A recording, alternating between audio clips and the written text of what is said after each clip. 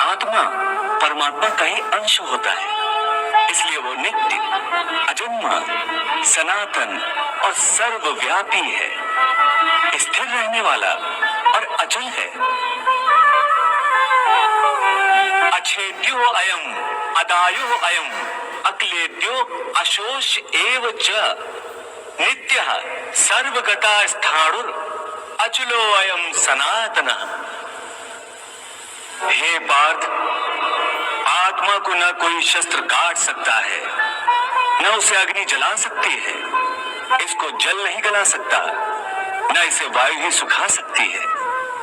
नैनम छिन्नन्ति शस्त्राणि नैनम दहति पावकः न चैनम क्लेदन्त्यापो न शोष्यति मारुतः। हे अर्जुन, ये सब समझकर तुम्हें ना किसी के मरने का शोक मनाना चाहिए और ना किसी के ना मरने की खुशी का प्रदर्शन करना चाहिए। हे केशव, ये सब मानकर भी कि आत्मा नित्य, सनातन और अजन्मा है, उसे शस्त्र नहीं काट सकते, आग नहीं जला सकती, फिर भी प्राणी की आत्मा को दुख सुख, शोक खुशी, मान अपमान, पीड़ा और आनंद का एहसास क्यों होता है? हे पार्थ, मैंने पहले ही तुम्हें बताया कि सुख दुख का आभास करना आत्मा का नहीं, शरीर का काम है। परंतु केशव, शरीर को दुख या पीड़ा तभी होगी जब शरीर को कोई चोट लग जाए या उसका कोई अंग कट जाए।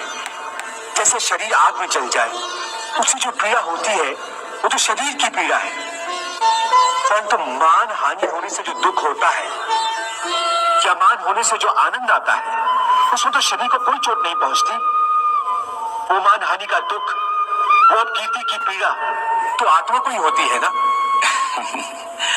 नहीं अर्जुन, ये कीर्ति अपकीर्ति, मान अपमान, ये लाभ हानि, ये जीतने का आनंद अथवा हारने की पीड़ा, ये भी आत्मा को नहीं होती। ये आत्मा का काम नहीं है, ये तो मन की शरारत है। मन की शरारत, इसका क्या अर्थ है केशव? पार्थ, प्राणी के शरीर का एक अदृश्य अंग है मन, जो दिखाई नहीं देता, परंतु वही सबसे शक्तिशाली हिस्सा है शरीर का। ये याद रखो कि मन शरीर का हिस्सा है, उसका आत्मा से कोई संबंध नहीं। आत्मा यदि रथ में बैठा हुआ रथ का स्वामी है, तो मन शरीर रूपी रथ का सारथी है। ये मन ही इंद्रियों के घोड़ों को इधर उधर भटकाता है। कभी यौवन के आवेश में यही चंचल मन मनुष्य को इस भ्रम में डाल देता है कि वो सर्वशक्तिमान है, वो सब कुछ कर सकता है, वो यहाँ का राजा है, जिसके आगे हर कोई झुक जाने पर विवश है और जिसे हर कोई प्रणाम करता है। जिस तरह दीपक की बाती को दीपक तले छुपा अंधेरा दिखाई नहीं देता, उसी तरह जवानी को उसके पीछे छुपा बुढ़ापा और कमजोरी दिखाई नहीं देती। परंतु जब शरीर के दीपक में यौवन शक्ति का घी जल जल कर समाप्त होने लगता है और दीपक तले छुपा अंधेरा पड़ने लगता है, तो मनुष्य घबराकर चिल्लाने लगता है, मैं बीमार हूं। ये रोने का नाटक भी मन ही करता है। हे अर्जुन, मनुष्य को मैं के घमंड की मदिरा पिलाकर मदहोश करने वाला पाखंडी केवल मन है।